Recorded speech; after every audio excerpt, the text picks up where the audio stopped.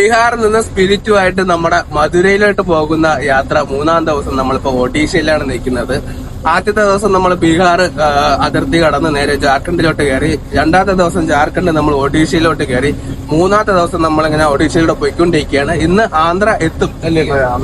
ആന്ധ്ര എത്തും. അപ്പൊ നമ്മൾ ഏകദേശം 5:30 ആയപ്പോഴാണ് ഇന്നത്തെ യാത്ര തുടങ്ങിയത്. ഇന്നലെ നമ്മൾ ദാബയിലാണ് കിടന്നുറങ്ങിയത്. നമ്മൾ ഫുഡ് കഴിക്കുന്നത് ദാബയിലാണ് കിടന്നുറങ്ങിയത്. ആ പക്ഷെ ഒരു ഫോറസ്റ്റ് ഏരിയ ആയിരുന്നു.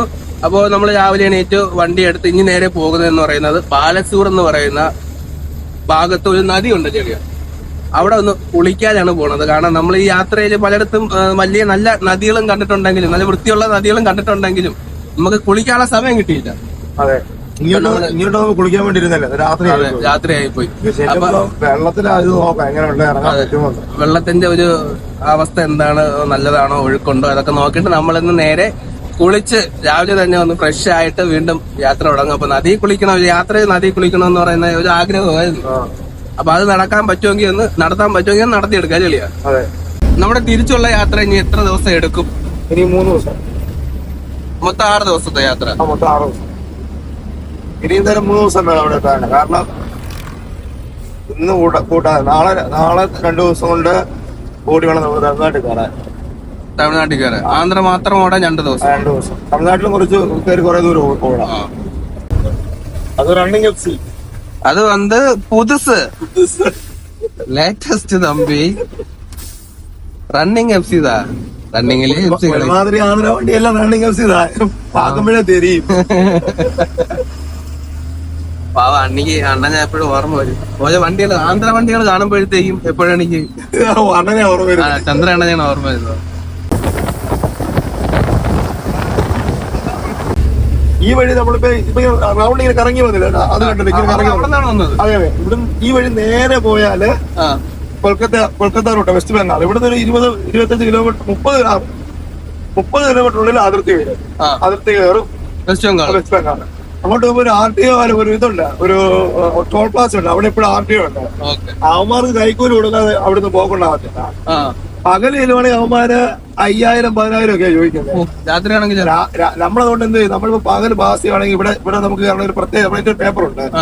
അവിടെ കയറണമെങ്കിൽ നമുക്കൊരു ഓതറൈസേഷൻ ലെറ്റർ നമ്മുടെ വണ്ടിയുടെ ഓണർ തരണം, നമ്മുടെ പേരില് നമ്മളെ ഫോട്ടോ ഒക്കെ വെച്ച് ഒരു പത്രത്തിൽ എഴുതിയൊരു പേപ്പർ ഉണ്ട്. മുദ്രപത്രത്തിലാണോ 100 രൂപയുടെ പത്രമല്ലേ? ഫയലിൽ മുദ്രപത്രത്തിലല്ല, അല്ലാണ്ടൊരു മുദ്രപത്രത്തില ഫോട്ടോ വെച്ചിട്ട് സ്റ്റാമ്പ് അത് നമുക്ക് എടുത്ത് കാണിക്കാം. ഞാൻ കണ്ടായിരുന്നു വെസ്റ്റ് ബംഗാൾ കയറാൻ പ്രത്യേകമായിട്ട് അത് വേണം. അപ്പൊ ഇതെല്ലാം റെഡി ആക്കിയിട്ട് നമ്മളെന്ത് അതിർത്തിയിൽ പോയി കിടക്കും. അതിർത്തിയിൽ ഇച്ചിരി ദൂരെ കിടന്ന് പകൽ മുഴുവൻ കിടന്ന് ഉറങ്ങുമോ, ഭക്ഷണമൊക്കെ കഴിച്ചോണ്ടിരിക്കും. എന്നിട്ട് രാത്രി പോകും. രാത്രി പോകുമ്പോ അമ്മമാർക്ക് 500 രൂപ കൊടുത്താൽ അമ്മമാര് കയറ്റി വിടും. അവരുടെ മെക്കാനിക്കല് പേപ്പർ ഫയൽ എടുത്തൊക്കെ വരാൻ ഇപ്പൊ അവന്മാര് നിർത്തിയത് പോയി നോക്കിട്ട് കുളിക്കാല്ലേ നോക്കിട്ട് ചെളിയാണെന്ന് തോന്നുന്നു. ഇവിടെ നോക്കാം. ഇങ്ങനെ കുളിക്കാൻ പറ്റുന്ന തണുപ്പായോ വണ്ടി വരുന്നു നോക്കിയേ. വെജിറ്റബിൾസ്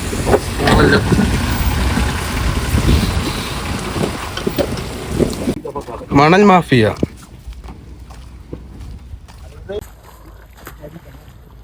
കൊള്ളത്തില്ലേ വെള്ളം പന്ന വെള്ളം, അഴുക്ക വെള്ളം. ഇതില് കുളിച്ചാ ഇനി ചൊറിയ വയറിളൊക്കെ ആൾറെഡി ഉണ്ട്. ഞാൻ എന്തായാലും കുളിക്കുന്നില്ല ഈ വെള്ളത്തില്. പിന്നെ രണ്ടാമത് എനിക്ക് ഡൗട്ട് എന്നുള്ളത്, നമ്മൾ ആദ്യം വരുമ്പോ ഇങ്ങോട്ടാണ് വെള്ളം ഒഴുകിക്കൊണ്ടിരുന്നത് 2 തവണ വന്നപ്പോഴും. കാരണം അവിടെ നിന്ന് ഈ മുട്ടപ്പായലും ഒഴി വരുമ്പോഴത്തേക്ക് നമ്മളിവിടെ ഇറങ്ങി കുളിക്കാൻ അങ്ങോട്ട് തള്ളി വിടും. അപ്പൊ അതങ്ങ് പോകും. ഇന്നിപ്പോ വന്നപ്പോ അങ്ങോട്ട് ഒഴുകുന്നു. പോവാം. നമുക്ക് ഇനി നേരെ പമ്പിൽ പോയി കുളിക്കാം അല്ലേ? Very bad water in this river.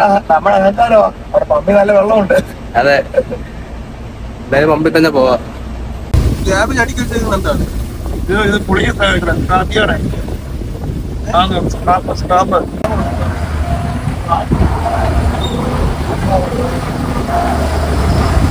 Road railway track. ഇത് മെയിൻ റോഡല്ലേ, കൽക്കത്ത, ബീഹാർ, ജാർഖണ്ഡ് എല്ലാം പോകുന്ന മെയിൻ റോഡാണ്. മെയിൻ റോഡില് നാഷണൽ ഹൈവേ നാഷണൽ ഹൈവേ ഹൈവേയില് ഒരു സിംഗിൾ ലൈൻ ട്രാക്ക് ഉണ്ട്. ക്രോസിംഗ് സാധാരണ ഒരിടത്തെല്ലാം ബ്രിഡ്ജ് വരുന്ന മേളിൽ കൂടെ. ഇപ്പോഴും ഇവിടെ ബ്രിഡ്ജ് ആയിട്ടില്ല. അതെ, ഇത് വേറെ എവിടെയെങ്കിലും ഇങ്ങനത്തെ കാഴ്ച കണ്ടിട്ടുണ്ടോ? ഞാനിങ്ങനെ ഇതുപോലെ മെയിൻ റോഡിൽ ഞാനും കണ്ടിട്ടില്ല.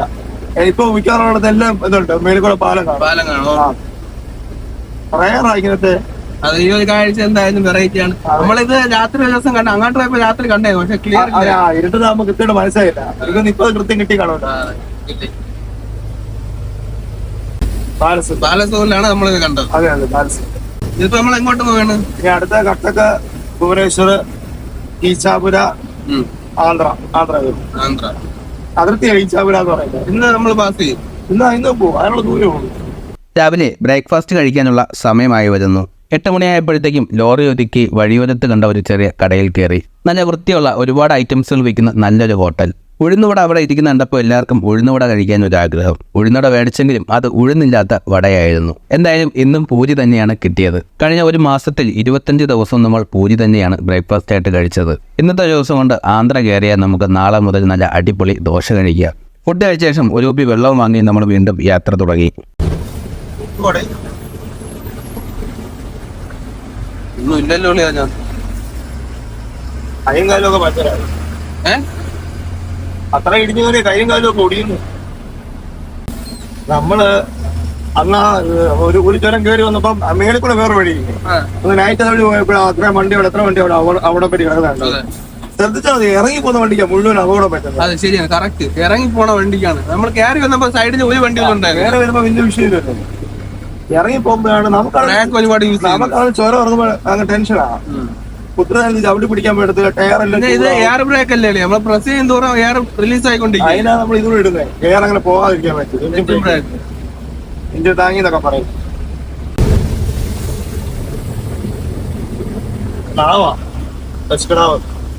ചെറുതാ. അത് പക്ഷെ കുറച്ച് ദിവസമായി അതാണ് വീർത്തിരിക്കുന്നത്. എടുത്തു മാറ്റാൻ അത് അവിടെ കിടന്ന് ഇനി ആളിഞ്ഞില്ലാണ്ടാവും. വണ്ടി കയറി ഇറങ്ങി അല്ലേ? വണ്ടി കയറി എന്ന് പറയാം, പശു കിട്ടും. പട്ടിനുണ്ടെങ്കിൽ കയറുന്നത്. അതെ, എന്നാലും കുറച്ച് കാലം കഴിയുമ്പോ ഇതൊക്കെ ആരും രാത്രിയൊക്കെ ശ്രദ്ധിക്കത്തില്ല. ചിലപ്പോ വണ്ടി കയറി ഇറങ്ങി. അല്ലെങ്കിൽ ഇവിടെ ഈ സർക്കാർ ചെയ്യണം അല്ലേ? സർക്കാർ എന്ത്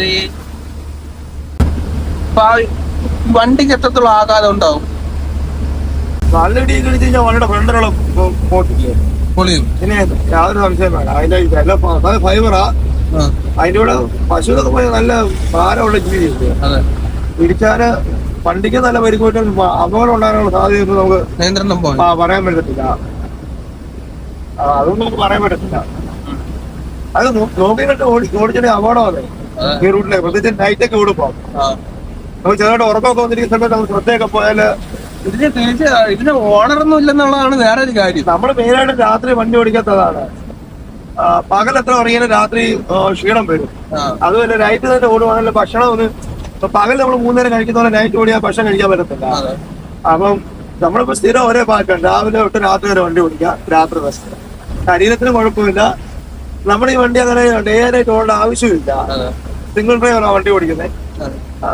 ഇത്ര നമുക്കറിയാം ഒരു സ്ഥലത്ത് ഏകദേശം എത്ര ദിവസം എടുക്കുന്നത്. ഒരു ദിവസം എത്ര കിലോമീറ്റർ കവർ ചെയ്യുക, വണ്ടി ഹാൾട്ട് ചെയ്യുക. നമ്മളെ ഗെയിം കളിക്കുന്ന പോലെ നമ്മൾ പെട്ടെന്ന് പിരിച്ചിട്ടെടുക്കണം. ഏത് സൈഡിൽ കൂടെ കയറി പോകണം. പുറകിൽ നിന്ന് വരുന്ന വണ്ടി നോക്കണം. അല്ലെ പിന്നെ ഇപ്പൊ നമ്മളിപ്പോ 3 വരി പാതയിലാണ് പോയിക്കൊണ്ടിരിക്കുന്നത്. മൊത്തം 6 വരി പാത. വൺ സൈഡ് 3 വരി പാത. അപ്പൊ നമ്മളിപ്പോ യാത്ര ചെയ്യുന്നത് ലെഫ്റ്റ് സൈഡാണ്. പക്ഷെ പലപ്പോഴും നമുക്ക് റൈറ്റ് സൈഡിൽ പോവേണ്ട ആവശ്യം വന്നിട്ടുണ്ട് ഇല്ലേ? ഇത് ശരിക്കും തമിഴ്നാട് തൊട്ട് ഉള്ളൊരു പ്രശ്നമാണ്. ഇവിടെ ഒരു ലൈൻ കണ്ടു. ഈ ലൈൻ ബൈക്ക് വന്നതാന്ന് അവരുടെ വിചാരം തോന്നുന്നു. ആ സൈഡിൽ കൂടി ഓവർടേക്കുന്നത് അതുകൊണ്ട് വരും. നമ്മൾ ശ്രദ്ധിച്ചില്ലെങ്കിൽ ഭയങ്കര അപകടമാണ്. അതിലൂടെ റോങ് സൈഡിൽ വണ്ടി വരും. ശരിക്കും ഈ ലൈനിൽ കൂടെ പോകണ്ടേ. ഇത് പ്രോ വെഹിക്കിൾ പോകുന്ന ലൈനാണ്. ഈ മൂന്നാമത്തെ ലൈൻ എന്ന് പറഞ്ഞാൽ ഫാസ്റ്റ് ലൈൻ. അത് ഓവർടേക്ക് ചെയ്യാനൊക്കെ ഉപയോഗിക്കുന്ന ലൈനാണ്. ഇത് ഇച്ചിരി സ്പീഡിൽ പോകുന്ന വണ്ടി പോകുന്ന ലൈനാണ് ഇപ്പുറത്തെ കാണുന്നത്. പക്ഷെ മിക്കവാറും ട്രക്കുകാർ മുഴുവൻ ഏറ്റവും ലാസ്റ്റ് ലൈനിൽ പിടിച്ചായിരിക്കും പോകുന്നത്. പ്രധാനമായിട്ടും ഇതുവഴി പോകുന്ന വലിയ ബുദ്ധിമുട്ടാണ് ഇവര് പോകുന്നത്. കാരണം ഈ ഇതുണ്ടോ നമ്മളെ ഈ ലൈനിൽ നമുക്ക് അതിൽ പോകുന്ന ഒരേപോലെ പിടിച്ചു പോകാൻ പറ്റും. ഇതുണ്ടോ അത് കാണിക്കും. ഓട്ടോ വരും. നമ്മൾ പറഞ്ഞില്ല അതിന് വണ്ടി പോകും. ഓക്കെ, അപ്പൊ നമുക്ക് പലത് പിടിച്ചേ പറ്റും. അപ്പൊ ഈ സൈഡിൽ കൂടെ ബൈക്കുകാർ നല്ലവണ്ണം ഓവർടേക്ക് ചെയ്തു. നമ്മൾ ഇന്ന് അടുക്കുന്ന ട്രാക്കിൽ പോയാൽ അത്രയും കുഴപ്പമില്ല. ഇന്ന് അടുക്കുന്ന ട്രാക്കിൽ പോയാൽ വേറെ പ്രശ്നമുണ്ട്, രണ്ട് സൈഡിലും ഒരേപോലെ നോട്ടം നിൽക്കണം. അതിനാണ് കൂടുതൽ വണ്ടിക്കാര് എനിക്ക് അങ്ങനെ ട്രാക്കിലൂടെ പോകും. അത് നിയമം പാലിക്കണം എന്നൊക്കെ നമുക്ക് ആഗ്രഹമുണ്ട്. പക്ഷെങ്കിൽ ഇത്രയും ദൂരം വണ്ടി ഓടിക്കുമ്പോൾ കുറച്ച് കാര്യങ്ങൾ നമ്മള് തെറ്റിച്ചൊക്കെ ചെയ്താലേ നമുക്ക് സുഖമായിട്ട് പോകാൻ പറ്റും. നമ്മളെ വണ്ടിക്ക് ഒരു ആക്സിഡന്റ് പറയുന്നത് ശരിയല്ല, ചെയ്യുന്നത് ശരിയല്ലെന്ന് അറിയാം. എന്നാലും പ്രധാനമായിട്ടുള്ള പ്രശ്നം ഇതാണ്, അപകടം ഉണ്ടാവാൻ ചാൻസ്. അങ്ങേപ്പത്തെ ട്രാക്കിൽ പോയാല് അപകടം ഉണ്ടാവാനുള്ള സാധ്യത വളരെ കൂടുതലാണ്. കാരണം ഇതുപോലെ ബൈക്കുകാരെല്ലാം കയറി വരും. ഇങ്ങേപ്പുറത്തൂടെ കയറുന്നത് നമുക്ക് കാണാം. നമ്മൾ എന്തെങ്കിലും കാരണം വെച്ചാൽ അങ്ങോട്ട് വല്ല ഓർക്കാതെ വല്ലതും വെട്ടിച്ചാൽ ആ സമയത്ത് വല്ലതും കയറി വന്ന് തട്ടിക്കഴിഞ്ഞാല് പിടിക്കും. അത് പിന്നെ കഥ പരിപാടി. നമ്മള് മാക്സിമം കുഴപ്പമില്ല സമയത്ത് ഇടസൈഡ് ട്രാക്കിൽ കൂടെ തന്നെ പോകാനാണ് ശ്രമിക്കുന്നത്. പിന്നെ ചില സമയത്ത് നമ്മൾ അങ്ങനെ പിന്നെ കുറെ പെട്ടെന്ന് ഇതാ ട്രാക്കിൽ തന്നെ പോകുന്ന സമയത്ത് നമ്മൾ ഇവിടെ അങ്ങനെ പോകത്തില്ല, അവരുടെ കുറെ പിടിച്ചു വരെ പോകും. ഇട സൈഡിൽ കൂടെ പോണ ഒരു ബൈക്കിംഗ് ആയാലും നമ്മൾ ഓവർടേക്ക് ചെയ്യണമെങ്കിൽ നമ്മൾ വീണ്ടും പല സൈഡ് പോയേ പറ്റും.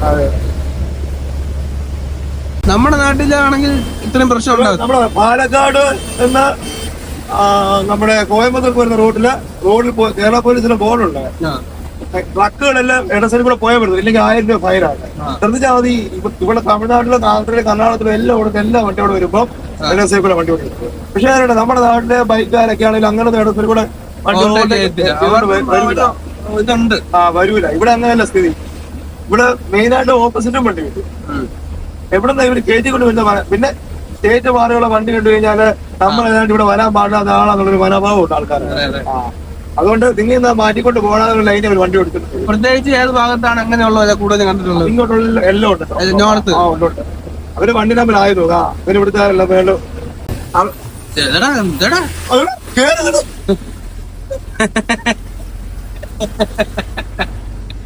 എന്ത് ചെയ്യല്ലേ അവൻ 8 ഓടിച്ചോണ്ട് വന്നിട്ട് എന്ത് ചേട്ടെന്ന് ചോദിച്ചു. സമയം 11:30 നമ്മൾ കട്ടക്കിലെത്തി. കട്ടക്കിലുള്ള കമ്പനി അക്കൗണ്ടുള്ള പമ്പിലോട്ട് നമ്മൾ ഡീസൽ അടിക്കാനായിട്ട് കയറി. ഒഡീഷയിൽ ഇന്നത്തെ ഡീസൽ വില 92 രൂപ 91 പൈസയാണ്. ഫുൾ ടാങ്ക് ആവാൻ 109 ലിറ്റർ ഡീസൽ അടിക്കേണ്ടി വന്നു. 100 ലിറ്റർ കൂടുതൽ ഡീസൽ അടിക്കുന്നവർക്ക് ഇവിടെ ഗിഫ്റ്റുകൾ നൽകുന്നുണ്ട്. പക്ഷെ ബോർഡ് മാത്രമേ ഉള്ളൂ, ഗിഫ്റ്റ് ഒന്നും ഇവിടെ ഇല്ലാന്നാണ് ഇവിടുന്ന് അറിയാൻ കഴിഞ്ഞത്. ഇല്ലെന്ന് കേട്ടും വീണ്ടും ഗിഫ്റ്റ് ചോദിക്കുന്നതിനെ വെടിപ്പിക്കാനായിട്ട് ഇവിടെ തോക്കുമായിട്ട് സെക്യൂരിറ്റിക്കാരും ഉണ്ട്. അതുകൊണ്ട് പിന്നെ നമ്മൾ അവിടെ നിന്നില്ല, വണ്ടിയും എടുത്ത് യാത്ര തുടങ്ങി. ചൂട് കൂടി ഉറക്കം അണ്ണനാ പറഞ്ഞ പുറത്തൊഴിച്ചാൽ പറഞ്ഞത്. പുറത്തൊഴിച്ചിട്ട് കാര്യമില്ല, അകത്തൊഴിക്കണോ? ചേർത്തേക്ക് എടുക്കാൻ ആശുപത്രി കുറെ നാള് ഓടും. കുറച്ച് നേരം പെട്ടെന്ന് ഉറങ്ങാൻ പറ്റത്തില്ല. കുട്ടി കഴിക്കുമ്പോഴത്തേക്ക് വിശക്കുന്നുണ്ടാണ് ഉറക്കം എന്ന്. ഭക്ഷണം കഴിച്ചാൽ ഉറപ്പാ. ഭക്ഷണം കഴിച്ച ഉറപ്പാ. അറിയില്ല, ക്ലൈമറ്റ് മാറിയിട്ട് ഇത്ര ദിവസമായിട്ട് ഓടിക്കല്ലോ വണ്ടി. ഒരുപാട് ക്ഷീണമായി. ഈ വണ്ടിക്ക് ഒന്നാമത് തുള്ളക്കം ഉണ്ട്. അതിത് എനിക്ക് ഫീൽ ചെയ്തേക്കുന്ന മറ്റു വണ്ടി ഓടിക്കുന്നേക്കാൾ ക്ഷീണം കൂടുതലാണ് ഈ ടാങ്കർ ഓടിക്കുന്നതാണ് എനിക്ക് തോന്നിയത്. മറ്റു വണ്ടി പോകുന്ന പോലെ ഇത് നമുക്ക് കാഴ്ച മനസ്സിലാകുന്നില്ല. ഇത് ഇങ്ങനെ തുള്ളി വണ്ടി പോകുന്നത്. വണ്ടി ഇറങ്ങുമ്പോഴത്തേന് ആദ്യമൊക്കെ പോകുമ്പോ ഇങ്ങനെ ആടുമായിരുന്നു. വണ്ടി ഇറങ്ങുമ്പോൾ നമ്മൾ 2 മിനിറ്റ് ഇങ്ങനെ ആടിക്കൊണ്ടിരിക്കും. ഇതെന്താ ബക്കറ്റാണ്. ഈ ബക്കറ്റിന്റെ മുകളിലാണ് എന്നെ ബീഹാർ മുതൽ തമിഴ്നാട് വരെ കൊണ്ടുപോകുന്നത്. ആന്ധ്രയിൽ നിന്ന് ബീഹാർ വരെ, ബീഹാർ തമിഴ്നാട് വരെ ബക്കറ്റിന്റെ മുകളിൽ നിന്നാണ് ഞാൻ യാത്ര ചെയ്യുന്നത്. ഇതാരെങ്കിലും അറിയുന്നുണ്ടോ? പിന്നെ സാമൂഹിക പ്രശ്നമൊന്നുമില്ലല്ലോ, നീ അനുഭവിക്കണം. ശരിക്കും ഈ ഒരു യാത്രയില് ഒഡീഷയാണ് സത്യത്തിൽ ഞാൻ പ്രതീക്ഷിക്കാത്ത കാര്യങ്ങൾ കണ്ടതും അറിഞ്ഞതും. ഞാൻ പ്രതീക്ഷിച്ച ഒഡീഷ ഇത്രയും ഭംഗിയുള്ള സ്ഥലമാണെന്ന്, നല്ല ഫുഡ് കിട്ടുന്ന സ്ഥലമാണെന്ന്. ഞാൻ ഇപ്പൊ നോക്കി ഇവിടെയൊക്കെ നല്ല നീറ്റ് ആൻഡ് ക്ലീൻ ആയിട്ടുള്ള ഒരു സിറ്റി തന്നെയാണ് അല്ലേ? ഇത് പിന്നെ തലസ്ഥാനം കൂടെ തലസ്ഥാനമാണ്. അല്ല ഗ്രാമങ്ങളായാലും അല്ല, നമ്മൾ ചില സ്ഥലങ്ങളെ പറ്റി ഒരു മുൻവിധി എടുക്കും. ഞാൻ വെസ്റ്റ് ബംഗാളിൽ പോയപ്പോ അതായിരുന്നു. പക്ഷെ അവിടുത്തെ ഇത്രയും ഫാക്ടറി ഉള്ള ഒരു സ്ഥലം ഞങ്ങൾക്കില്ല. ഫാക്ടറികൾ, ആ ഫാക്ടറികൾ എന്ന് പറഞ്ഞാല് എവിടെ നോക്കിയാലും ഫാക്ടറികള്. റോഡ് മുഴുവൻ ട്രക്ക് മാത്രമേ ഉള്ളൂ. അത് നൈറ്റൊക്കെ എന്ന് പറഞ്ഞാല് നമ്മള് നമ്മുടെ കൽക്കത്ത പാസ് ചെയ്യാൻ വേണ്ടി നൈറ്റിൽ ഓടി. എന്റെ പൊന്നോ, തിരക്കെന്ന് പറഞ്ഞാൽ അത് ഫുള്ള് ട്രക്ക്, റോഡ് ഫുള്ള് ട്രക്കാണ്. ഈ ഫാക്ടറികളിൽ നിന്ന് സാധനം ലോഡ് എടുത്തോണ്ട് പോകുന്നതും പ്രൊഡക്ഷനായിട്ട് ഫാക്ടറിയിലോട്ട് ലോഡ് കൊണ്ട് വരുന്നതുമായിട്ടുള്ള ട്രക്കുകൾ. ഇത് ഞാൻ പോയപ്പോ കണ്ട കാര്യമാണ്. ഫുള്ള് ഫാക്ടറികൾ. നമ്മുടെ മനസ്സിൽ ഇവന്മാരൊക്കെ എന്തിനടേ നമ്മളെ നാട്ടിൽ വന്ന് ജോലിക്ക് വരുന്നത്. അതുപോലെ കമ്പനികളൊക്കെ ഉണ്ടല്ലോ. കാരണം നമ്മുടെ നാട്ടിൽ അധികം കമ്പനികൾ ഇല്ലാത്തതുകൊണ്ടായിരിക്കും നമുക്ക് അങ്ങനെ ഫീൽ ചെയ്യുന്നത്. അത് ഇപ്പൊ ചെറിയ ഫാക്ടറികളൊന്നും അല്ല, ഭയങ്കര വലിയ വലിയ നമ്മളിപ്പോ പോയി കണ്ടില്ലേ, അതിന്റെയൊക്കെ 2 ഇരട്ടി വലുപ്പമുള്ള ഫാക്ടറികളാണ് അവിടെ ഉള്ളത്. പോലീസൊക്കെ ഇച്ചിരി സീനാ, ശരിയാണ്. അവിടുത്തെ ഈ പ്രകൃതിയൊക്കെ എങ്ങനെയാണ്? അത് ഇത്രയൊന്നും ഈ ഒഡീഷ ജാർഖണ്ഡിൽ അത്രയൊന്നും രസമില്ല. പക്ഷെ അത്യാവശ്യം നീറ്റായിട്ട് ഭക്ഷണം കിട്ടും. നമ്മൾ പോകുമ്പോ സാധാരണ ചോറും തൈരുമാണ് മേടിച്ചു കഴിക്കുന്നത്. ഈ ബംഗാളികളെ കുറച്ച് കാണല്ലേ? അല്ല, ഇന്ത്യയിലെ വലിയ ചരിത്രമുള്ള സ്ഥലമല്ലേ ബംഗാള്. ഒത്തിരി സ്വാതന്ത്ര്യ സമര സേനാനികളും അങ്ങനെയുള്ള ഒത്തിരി മഹാന്മാരൊക്കെ അവിടെ നിന്ന് വന്നതല്ലേ. പിന്നെ ഒരു സമയത്ത് അവർക്ക് ഒരുപാട് പ്രശ്നങ്ങൾ വന്നപ്പോ പല രാജ്യത്തിന്റെ പല ഭാഗത്തുനിന്ന് ജോലി ചെയ്യുന്ന കൂട്ടത്തിൽ നമ്മൾ അവിടെ വന്നു. സമയം 2:22 ആയപ്പോഴത്തേക്കും ഭുവനേശ്വർ സിറ്റി കഴിഞ്ഞ് ഫുഡ് കഴിക്കാനായിട്ട് നല്ലൊരു ഹോട്ടൽ നോക്കി ലോറി ഒതുക്കി. കണ്ണും കൂട്ടി ചിക്കൻ ബിരിയാണി തന്നെ ഓർഡർ ചെയ്തു. കാരണം ബിരിയാണി കഴിച്ചിട്ട് എത്രയോ നാളായി. ഒഡീഷയിൽ ഇത്രയും നല്ല ബിരിയാണി കിട്ടുമെന്ന് ഞാൻ വിചാരിച്ചത് പോലുമില്ല. നോർത്ത് ഇന്ത്യയിൽ വന്നിട്ട് ഇത്രയും ടേസ്റ്റുള്ള ഫുഡ് കഴിക്കുന്നത് ആദ്യം. ഫുഡ് കഴിച്ച് ഒരുപാട് റെസ്റ്റ് എടുക്കാതെ എത്രയും വേഗം തന്നെ നമ്മൾ വീണ്ടും യാത്ര തുടങ്ങി. നല്ല ഫുഡൊക്കെ കിട്ടി തുടങ്ങിയപ്പോ വൈബായില്ലേ, ഓണായില്ലേ?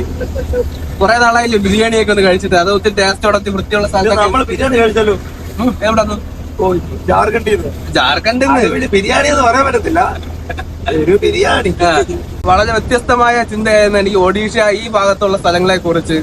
അതിൽ വേറിട്ട് നിൽക്കുന്നതെന്ന് പറഞ്ഞാൽ ഒഡീഷ മാത്രമാണ്. കാരണം ഇത്രയും ഭംഗിയുള്ള, ഇത്രയും നല്ല സ്ഥലങ്ങളും ഗ്രാമങ്ങളും അതുപോലെ തന്നെ ഫുഡും എല്ലാം, അതും വളരെ വില കുറച്ച്, പൈസ കുറവാ. 270 രൂപയുടെ ചിക്കൻ ബിരിയാണിയാണ് ഇപ്പൊ നമ്മൾ ഇവിടെ 140 രൂപ കഴിച്ചത് അല്ലേ? ഏകദേശം ആ ഒരു ക്വാണ്ടിറ്റി കയറി കഴിഞ്ഞാല് 250 രൂപ മേടിക്കും. ഇപ്പൊ കഴിച്ച അത്രയും ക്വാണ്ടിറ്റി കിട്ടുന്നത്. അതെ.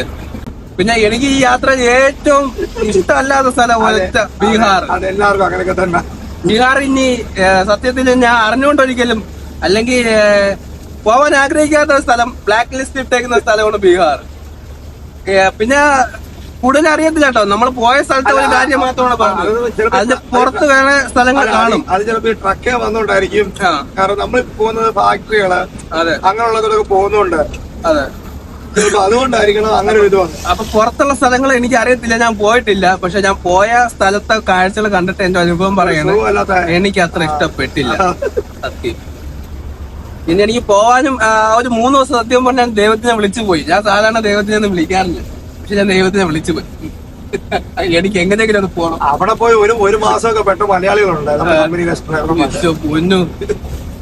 നമ്മളിടയ്ക്ക് പറയും അയ്യോ ശ്രദ്ധിക്കണമെന്ന്, 1 മാസമൊക്കെ അവിടെ നിൽക്കണമെങ്കിൽ.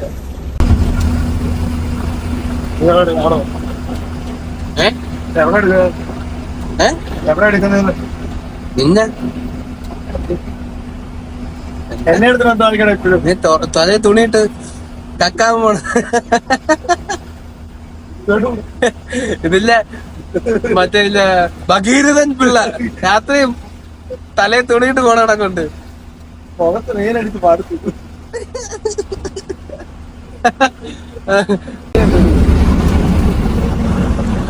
ശബ്ദം കേൾക്കാതെ വെടിവെച്ചാ വല്ല കുഴപ്പമുണ്ടോ? ഭഗീരഥൻ പിള്ള ചെറിയ പിടി 2, വലിയ പിടി 3. മൈക്കിലൂടെ വിളിച്ച് പറയാതിരിക്കാൻ പറ്റുമോ?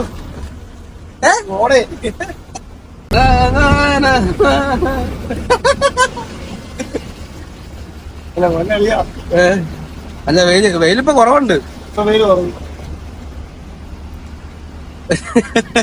അപ്പൊ നല്ല സൈഡില് ടയർഡായി. എത്രയും പെട്ടെന്ന് അതിലെത്തണം. ഓർഡർ അവിടെ പോയി ദോശയാണെങ്കിൽ വരുവായാലേ നീ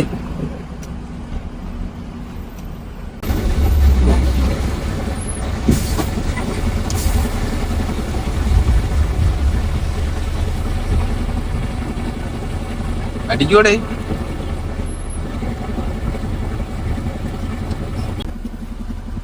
മുറുക്കാനൊക്കെ ചോദിച്ച് അത്രയും മുറുക്കാൻ ചവയ്ക്കാൻ ശ്രദ്ധിക്കുന്ന ജോലിക്കാൻ പറ്റും.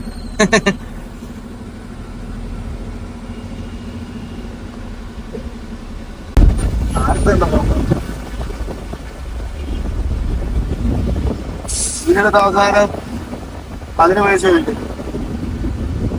ഇതിനകത്ത് പണി പോയപ്പോ ആരും ഇറങ്ങി രാധാകൃഷ്ണ, അത് അരെ രാധാകൃഷ്ണ, ഇവിടെ ജീവിക്കാൻ വേറെ പണിയൊന്നും കിട്ടുന്നില്ല, അതുകൊണ്ട് പിന്നെ ഇതേ ഉള്ളു വഴി. അവരെ കളിയാക്കുന്നതല്ല, എല്ലാത്തിനും ഓരോരോ തട്ടിപ്പുകളുണ്ടല്ലോ. അതെ, എന്തെങ്കിലും ജോലിക്ക് പോകണ്ടതില്ലേ അല്ലേ? ജോലിക്ക് ശ്രമിച്ചാൽ കിട്ടുമല്ലോ. അവർക്ക് ആവാഞ്ഞിട്ടാണോ ഈ പണിയൊക്കെ ചെയ്യുന്നത്? ഗതികേട്ടുകൊണ്ട്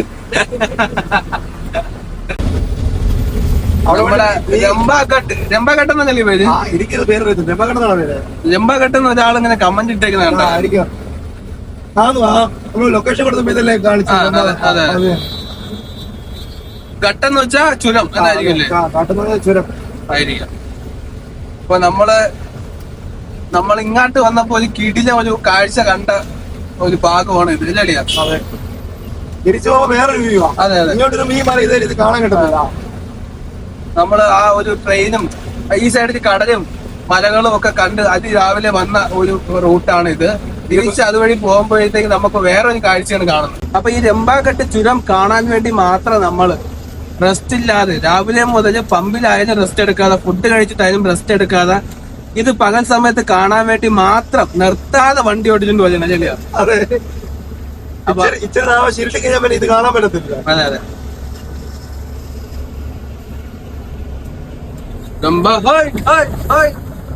അല്ലേ കടല്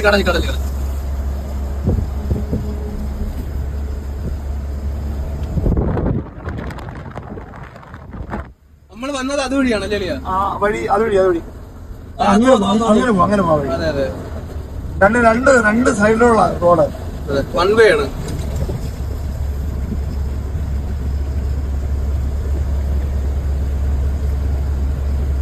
ഈ പെഴയാതെ വള്ളനൊക്കെ കുത്ത് കയറ്റമാണ്. അവിടെ ഉണ്ടല്ലോ വണ്ടി. അല്ലെ അന്നിട്ടാണെങ്കിൽ സീ ഗിയർ ഇടേണ്ടി വരും. ആണോ സീറ്റ്? ഞാൻ ഫസ്റ്റ് ഇട്ട്.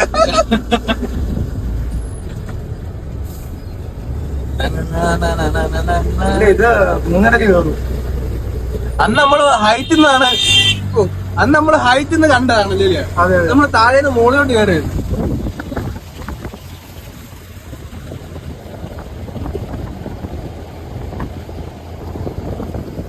കടല്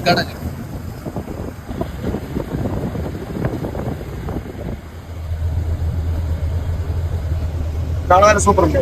അതെ.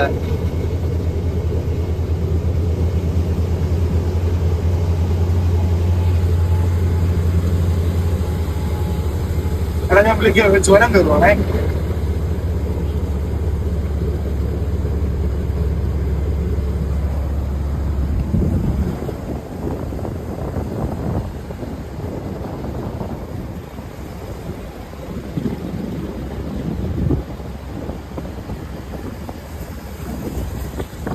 അല്ലെ അതോ പോണം, നമ്മൾ അതുവഴിയാണ് പോയത്. അവിടെ വണ്ടി കിടക്കുന്ന എഴഞ്ഞെഴഞ്ഞ് കയറുന്നില്ല. അവിടെ നല്ല കയറി പോകാം. നമ്മളെ റൂട്ടാണ് ചെയ്തത്.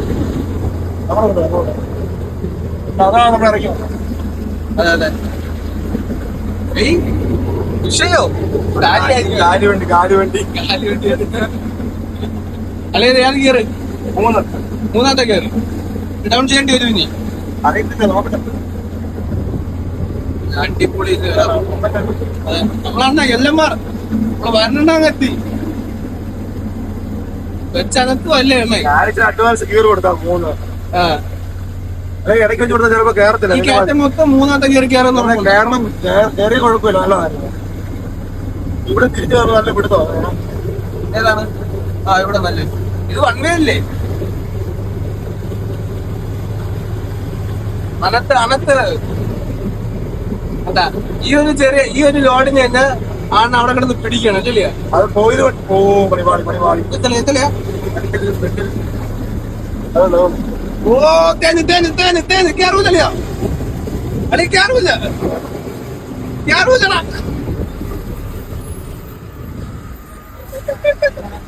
പെട്ട്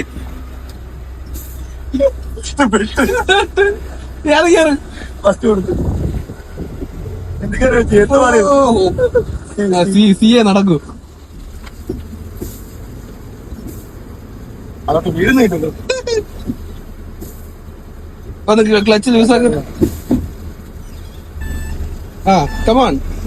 ആ ഓ അവര് പെട്ടുപോയതാ കേട്ടാ.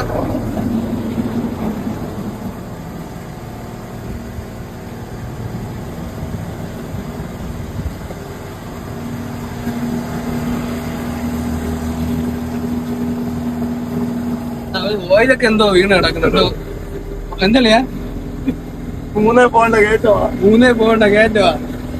അല്ലെ എന്ത് പോകില്ല തരട്ടെ പിന്നെ കൊണ്ട് കയറിയത്. ഈ കേറി അല്ല എന്തായാലും അവിടെ നിർത്തിയാലും കീറ് കൊടുത്തേ പറ്റൂ. എന്തായാലും ചാൻസ് ഉള്ളത് നോക്കിയതാ. അവര് എന്ത് ചെയ്യണം? അവര് ബസ്സിൽ കണ്ടാ പോകുന്നത്. അവര് പതുക്കെ പോകുന്നത് അത് നമ്മള് വിചാരിക്കുന്ന വെയിറ്റ് അല്ല കേട്ടാ. ഭയങ്കര ഭാഗമായില്ല. നല്ല വെയിറ്റ് അത്. കണ്ട ആ ലോഡ് ആ ഒരു ബാക്കിലത്തെ പ്ലാറ്റ്ഫോമിൽ അതിന് പാതി പോലും ഇല്ല. പക്ഷെ വണ്ടി വലിക്കുന്നുണ്ട്. എന്തായാലും ആണ് ഈ പ്രകൃതി കാഴ്ചയൊക്കെ കണ്ട് ആസ്വദിച്ച് സ്വീകരണം കയറട്ടെ. കമ്പനിയാക്കി ഡീസലോടെ പോയത്. ആളിയപ്പോ എത്ര മൈലേജ് കാണിക്കുന്നു? ഇപ്പോഴോ ഇപ്പൊ കാണിക്കും 3. 3 അന്ന് 2 കുറയ്ക്കുന്നുണ്ടാവും കൂടെ.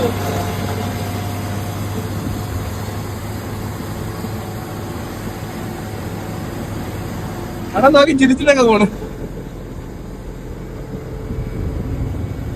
അല്ലെ എത്ര സ്പീഡ് ഉണ്ട് ഇപ്പൊ? സ്പീഡ് കാണിക്കുന്നില്ല. 5 ബസ് ഓവർടേക്ക് ചെയ്ത് നിൽക്കാണ് കേട്ടാ. ഞാൻ കയറി പൊക്കോട്ടെ.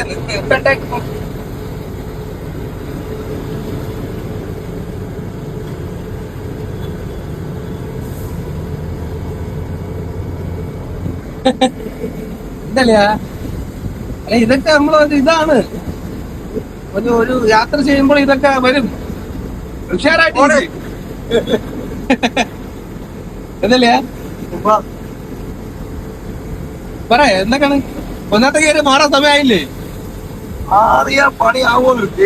അറിയാ ചിലപ്പോ പണി ആവാൻ ചാൻസ് ഉണ്ട്. ഒന്ന് മാറി നോക്കിയാണ്. എല്ലാരും തിരിച്ചോണ്ട് പോകുന്നു.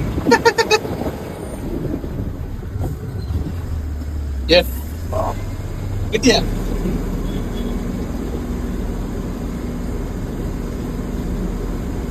സെക്കൻഡ് 2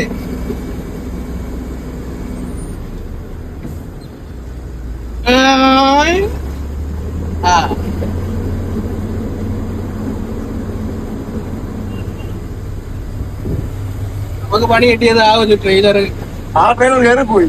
അതല്ല അവിടെ ബ്രേക്ക് ഡൗൺ ആയിട്ട് കിടന്ന ട്രെയിലർ. എന്താ അണ്ണ ഈ അണ്ണ നമ്മള് അങ്ങനെ വന്നില്ലേ? ആ വണ്ടിയില്ലേ അത് പ്രധാനപ്പെട്ട ആ വണ്ടിയില്ല. അത് കാര്യമാണ്. നമ്മള് അന്ന് പോയത് മുകളിൽ കൂടെ അല്ലേ? പക്ഷെ എനിക്ക് തോന്നുന്നു മുകളിൽ കൂടെ വരുമ്പോഴുള്ള കാഴ്ചയാണ് അല്ലേ? അത് രാവിലെ വന്ന പക്ഷെ ഇവിടെ റണ്ണിങ് എഫ് സി പോകുന്നു. ആന്ധ്ര വണ്ടി, നമ്മളെ ചന്ദ്രണ്ണന്റെ വണ്ടി, അലയണക്കത്തെ വണ്ടി. എണയാ രാത്രിയെ ഇതുവഴി വരുന്നത് ഡേഞ്ചർ ആണെന്ന് ഒരു കമന്റ് വന്നായിരുന്നു. ആയിരിക്കും നമ്മൾ അറിഞ്ഞോളാം. ഞാൻ മിക്കവാറും രാവിലെ മോഷണങ്ങൾ നടക്കാൻ അങ്ങോട്ടും ഇങ്ങോട്ടും രാവിലെ വന്നേക്കുന്നത്. ആദ്യമായിട്ട് ഈ സമയത്ത് വരും.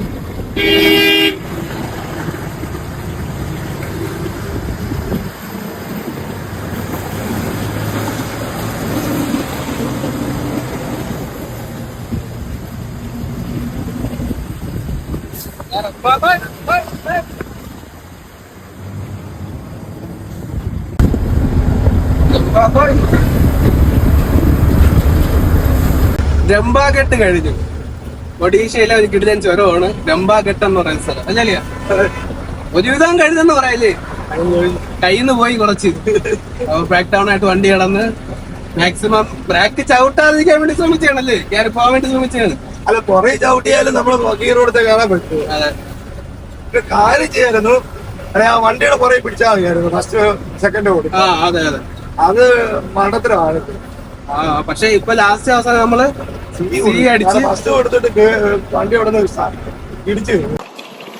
എന്തായാലും കൊള്ളാം. നമ്മളിപ്പോ ചായ പിടിക്കാനായിട്ട് വണ്ടി ഒതുക്കിട്ടുണ്ട്. ചായ പിടിച്ചിട്ട് കുറച്ചും കൂടെ ഒക്കെ പോകണം. കുറച്ച് ഒരു 100 കിലോമീറ്റർ കൂടെ കവർ ചെയ്യണം. ഇന്ന് ഏകദേശം 400 കിലോമീറ്റർ നമ്മൾ ഇന്നിപ്പോ പാസ് ചെയ്ത് ഇനി ഒരു 100 കിലോമീറ്റർ കൂടെ പോകണം എന്നാണ് പ്ലാൻ ഇട്ടേക്കുന്നത്. ഈശാപുരം എന്ന് പറയുന്ന സ്ഥലത്ത് നമ്മള് വണ്ടി ഒതുക്കാം, സ്റ്റേ ചെയ്യാന്നാണ് തീരുമാനിച്ചിരിക്കുന്നത്. നേരം സന്ധ്യയാകുന്നു. ചായ കുടിച്ച ശേഷം നമ്മൾ വീണ്ടും യാത്ര തുടങ്ങി. സമയം 7:30 കഴിഞ്ഞപ്പോഴത്തേക്കും നമ്മൾ ആന്ധ്രാപ്രദേശ് അതിർത്തി കയറി ഈശാപുരത്തെത്തി. ഈശാപുരത്തുള്ള ഒരു പമ്പിൽ കയറി കുളിച്ച് ഫ്രഷ് ആയിട്ട് തിരിച്ചിറങ്ങി. അടുത്തുള്ള ചെറിയൊരു ഹോട്ടലിൽ കയറിയപ്പോൾ നല്ല ഇഡ്ഡലിയും മസാല ദോശയും കഴിക്കാൻ കിട്ടി.